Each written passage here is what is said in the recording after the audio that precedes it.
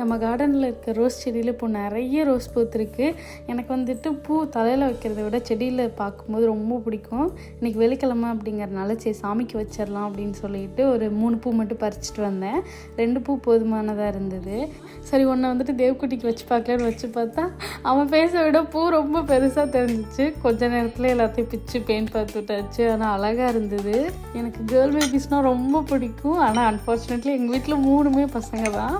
காலையில் சாப்பிட்றதுக்காக ராகி கூழ் வந்துட்டு பண்ணிவிட்டேன். அதே தேவக்குட்டிக்கும் ஊட்டிட்டு அவரை குளிக்க வச்சுட்டு தூங்க வச்சாச்சு. எவ்வளோ அழகாக தூங்கிட்டு இருக்கான் பாருங்கள். அவன் தூங்குற கேப்பில் மதிய சாப்பாட்டுக்கு வந்துட்டு மஷ்ரூம் பிரியாணி நான் பண்ணிட்டேன். குக்கரில் தான் பண்ணியிருந்தேன். உதிரி உதிரியாக சாப்பாடு சூப்பராக இருந்தது சாப்பிட்றதுக்கு. அப்புறம் தேவக்குட்டி எந்திரிச்சிட்டாரு. அந்த எந்திரிச்சதுக்கப்புறம் இருக்க பேச எனக்கு ரொம்ப பிடிக்கும். அன்றைக்கி ஈவினிங் வந்துட்டு இந்த ப்ரெட் புட்டிங் பண்ணியிருந்தேன். நான் ரவா புட்டிங் வந்துட்டு பிஃபோர் மேரேஜ் பண்ணியிருக்கேன். எனக்கு அதுதான் ரொம்ப பிடிச்சிருந்துச்சு. இந்த ப்ரெட் புட்டிங் வந்துட்டு பார்க்குறதுக்கு நல்லா இருந்துச்சு. ஆனால் டேஸ்ட் அவ்வளோ நல்லா இல்லை.